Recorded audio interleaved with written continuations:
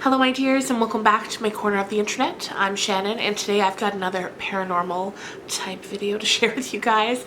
Today we're going to be talking about the legend of the Bell Witch. This is one of those enduring folklore legends that have lasted for hundreds of years. And this one takes place in the small town of Adams, which is located in Tennessee in America. So this story begins in the very early 1800s, 1804, I believe it was. A man named John Bell and his wife, they buy, I think it's 300 acres of land in what is now known as Adams in Tennessee. They build their home. They go on to have 9 children. So it's the 11 of them living there, and they live pretty happily for 13 years with, little to write home about, until eventually one day just everything kind of gets turned on its head and takes a turn for the more sinister. Originally, what happened was one day John Bell was out on his property and he came across an animal. And it was a weird looking animal, like nothing he'd ever seen before. It had the body of like a dog and the size of a dog, but it was reported to have the face of a rabbit. That sounds really disturbing. But he's out there, he comes across this animal, eventually it leaves, and he doesn't think too much of it in the time. Like at first he's a little shaken by it, but after a little while he just kind of writes it off in his own mind as maybe he's overworked, overtired with seeing things. But shortly after that, a lot of really strange things start happening around his home. He begins to hear a lot of really weird noises. He hears like banging and slamming and the sound of chains, and then eventually he starts to hear a voice. He never sees anything like a body to accompany that voice. It's always just the voice. And it's always saying really weird things, and legend has it that it could speak many different languages, and it started to torment them. John seemed to get the brunt of it for a while. Like it just seemed to him and to his whole family that he was kind of the target of this entity. Whatever its problem was, it was mainly with him. He began to wake up with scratches and bruises all over his body. Then as time went on, it appeared that his young daughter Elizabeth was also of special interest to this entity. Because of all the children, she began to really take the brunt of it. She would have sensations of her hair being violently pulled.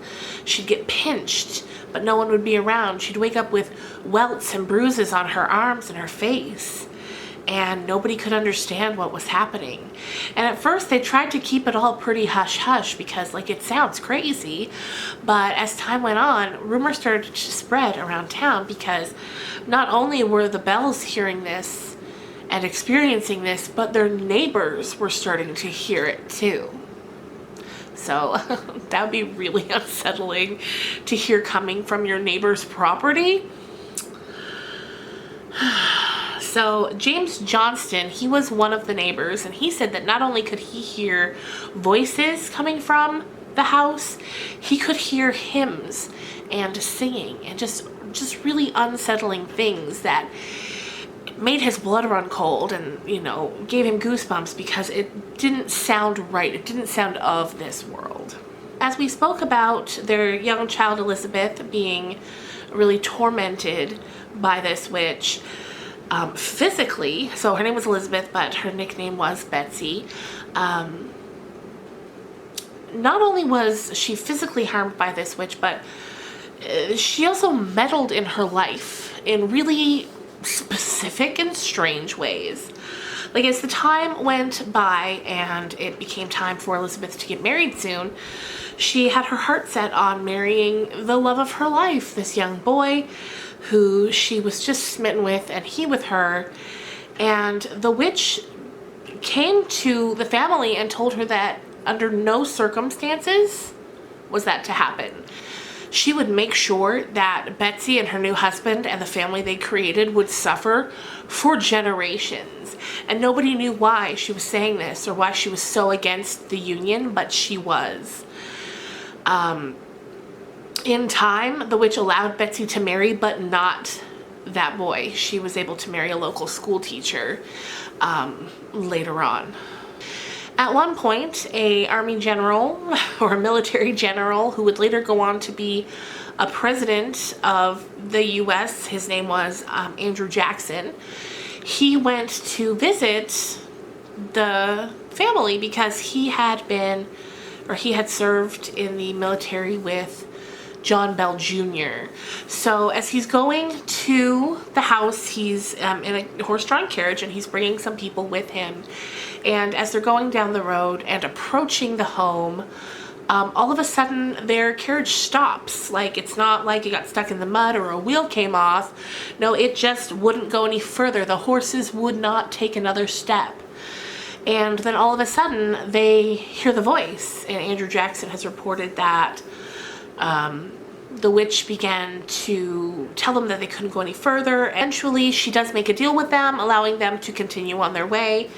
And here, let me just read the little blurb here about it.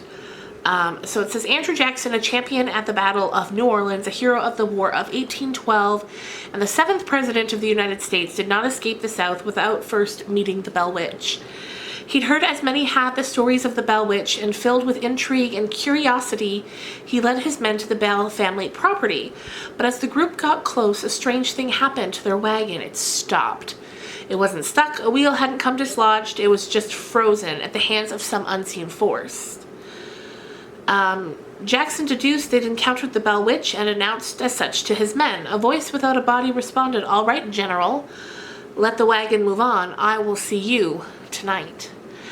And then it was reported that they carried on to the house, but the voice kept tormenting them to the point that eventually they all just left. Andrew Jackson and his men, they were all very scared and they left. So that's very interesting. Throughout the years, of course, they've tried to figure out who it could have been, who this Bell Witch was the supposed ghost of, or was she just some supernatural entity who had attached herself to the property or the family or the home. So according to some, the earthly identity of the Bell Witch and the reason for her hauntings are actually quite easy to piece together. It's said that she's the ghost of Kate Batts, a former neighbor of John Bell and his brood, who felt cheated by his land purchase. Apparently, it's rumored that on her deathbed, Batts vowed to haunt the Bell family from beyond the grave. And in 1821, after John Bell finally passed away, the hauntings did calm down, suggesting that Batts had perhaps thought her work to be done. And what's very interesting is when John Bell passed away, he got very sick. He was very ill for many years. And then, when he finally passed away, the Bell Witch took credit for having poisoned him. And even, the story goes that even at his funeral, her energy was there, her voice was there, and she would laugh and cackle and even sing like happy sorts of songs at the funeral. Can you imagine? Can you imagine? Oh my goodness. Yes, when he died, there was a small vial found near the bed that they could smell and see that it smelled of poison, and he had that same smell on his breath. Other really popular theories are that perhaps it was the land itself that was haunted, and that maybe it was built on an ancient burial ground, because of course those are always popular areas for a haunting when something is built over some sort of graveyard. So it's hard to know for sure, you know, it's hard to know. So I guess once John Bell was dead and Betsy Bell was married to the school teacher as the witch had wanted, she said that she would be leaving and that she would return in 7 years, and she stayed true to her word. 7 years later, she came back to check it all out. At that point, Betsy had gotten the heck out of there. Her and her husband had moved to a different state, I think Mississippi, to start their lives. So she came back, saw how everything was going. It was then she had visited John Bell Jr., I believe. It was said she visited him for 3 nights in a row. On the first night, she spoke to him about the past. On the second night, she spoke to him about the present. And then on the third night, she spoke to him of the future. At which point she said she would return, I think she said in 135 years. But if she returned then, I haven't heard. From what I was reading, there's no reports on if anybody else experienced her once that 135-year mark came to be. Now, I know that if you go to visit in Adams, Tennessee, there is a place there where you can go and visit called the Bell Witch Cave, and it's rumored that that's where she came from and that's where she stays now. That's where her spirit lives now. She keeps herself kind of contained to that cave. If you dare to go and visit it, you are more than welcome to. They ask that you don't bring in any video camera equipment. I guess there's been some really weird things happen in the past when people tried to film in there with microphones not working and cameras malfunctioning. They also warn you not to bring any items in, like dolls or any sort of equipment or any item that you might take out with you, because they warn that bad things could happen, that weird energy, negative energy could attach itself to the item, and then you would be taking it out into the world with you, and then you're stuck with it. So don't bring any items in there if you do decide to go and visit. Anyway, you guys, thank you so much for watching. I hope wherever you are, you're staying safe, you're staying in your homes, if at all possible. I was thinking of doing some bonus videos here and there throughout the coming weeks, just because I know as we're all stuck at home, at least for me, I'm watching more YouTube than ever. So if you guys enjoy my content, I'd like to put more up for you to keep you company during these times when we're all stuck at home. And thank you so much for watching, you guys. If you like this video, do give it a thumbs up and please subscribe. That helps me out so much. Bye, guys.